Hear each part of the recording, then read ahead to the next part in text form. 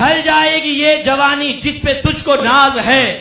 چاہے جتنا تو بجا لے 4 دن کا ساز ہے،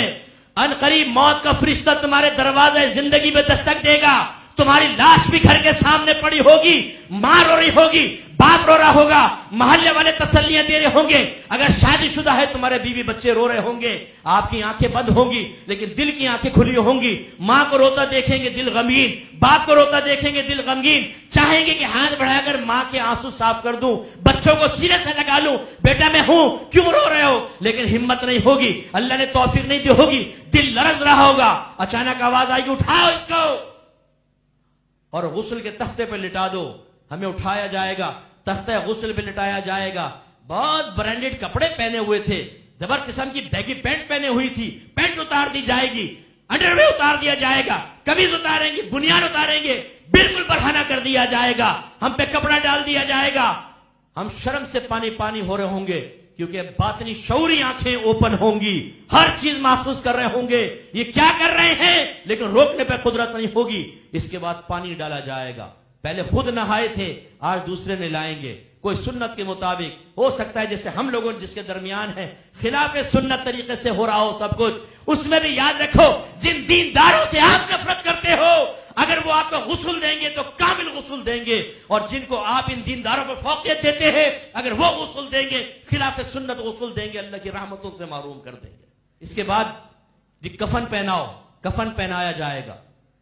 پھر گھر والوں کے سامنے رکھا جائے گا، کہا جائے گا آخری مرتبہ دیکھ لو، اس کے بعد یہ کبھی پلٹ کر نہیں آئے گا، چیخیں بلند ہو جائیں گی، گھر والے روئیں گے، ماں پچھاڑے کھائے گی، باپ گر رہا ہوگا اور ہمیں اٹھا کر جنازہ گاہ کی طرف لے جایا جائے گا۔ آج تک ہم نے کندھوں پہ لوگوں کو اٹھایا تھا، آج ہمیں اٹھا کر وہاں رکھا جائے گا، پہلے ہم نے کھڑے ہو کر سامنے پڑی ہوئی ڈولی کو دیکھا تھا، مردے کو دیکھا تھا، آج عجیب منظر ہوگا کہ ہم لیٹے ہوں گے اور کھڑی ہوئی صف ہمیں نظر آ رہی ہوگی، حیران ہوں گے، خوف اور دہشت طاری ہوگی، اپنے ماضی کو یاد کرے گا انسان، بڑی گالیاں بکی تھیں، بڑی لڑکیوں کو بلیک میل کیا تھا، بہت سو کے دانت توڑے تھے، علماء کا مذاق اڑایا تھا، سوشل میڈیا پہ گندی حرکتیں کی تھی، اپنے ماں باپ کی آنکھوں میں آ کے ڈال کے ان کی کمزوریوں کا احساس دلایا تھا، آج اس کے بدلے کا وقت آنے والا ہے، ان قریب قبر میں رکھا جائے گا، تکبیرات ہوں گی، جنازہ ہوگا، دعائیں پڑیں گی اور ہمیں اٹھایا جائے گا، کلمہ شہادت کی آوازیں بلند ہوں گی، کلمہ شہادت اشہد لا الہ الا اللہ وحدہ لا شریک لہ واشہد ان محمد عبدہ ورسولہ، اور تیزی سے ہمیں لے کر جائیں گے، قبرستان پہنچیں گے، اب دل دھڑک رہا ہوگا، دہشت طاری ہوگی، اب مجھے ان قریب یہاں پر چھوڑ کر سب چلے جائیں گے، اور ایسے ہی ہوگا، قبر میں اتاریں گے،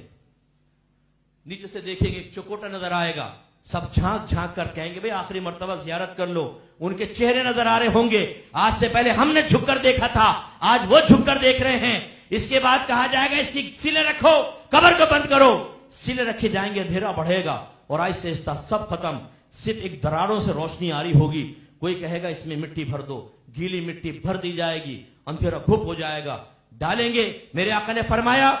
کہ جب لوگ مردے کو دفن کر کے چلتے ہیں تو مردہ ان کے چپلوں کی سرسراہٹ کو سنتا ہے، وہ محسوس کرتا ہے، وہ جانتا ہے میری قبر پہ کون آیا، میرے آقا صلی اللہ علیہ وسلم فرماتے ہیں جب مردے کے پاس قبر پر قریبی آدمی آتا ہے وہ سب سے زیادہ اس سے انسیت محسوس کرتا ہے، اسے علم ہے، اس کے بعد سب چلے جائیں گے، کوئی محبت کرنے والا نہیں رہے گا، کہاں گئے تمہارے دوست، کہاں گیا مال و متا، کہاں گئے رشتہ دار، کہاں گئی وہ ماں جو آپ کی ذرا سی تکلیف پر لرز جایا کرتی تھی، کہاں گیا وہ باپ کہ ذرا آپ گرتے بھی تھے تو تڑپ جایا کرتا تھا، سب ہاتھ جھاڑ کر چھوڑ کر چلے جائیں گے، اب قبر کی دیواریں لرزنا شروع ہوں گی، خوف و دہشت طاری ہوگا، اچانک دو بڑے عظیم فرشتے اندر داخل ہوں گے، میرے آقا نے فرمایا وہ سیاہ رنگ کے فرشتے ہیں، ان کے لمبے لمبے سر کے بال قدموں تک ہیں، ان کی آنکھیں دیکھ کے برابر بڑی نیلے رنگ کی ہیں، بڑے بڑے دانت ہیں، وہ دانتوں سے چیرتے ہوئے آئیں گے، دونوں کے ہاتھ میں ایک ہتھوڑا ہے، اتنا بھاری کہ اگر زمین پر رکھ دیں تمام انسان اور جن مل کر اس کو نہیں اٹھا سکتے،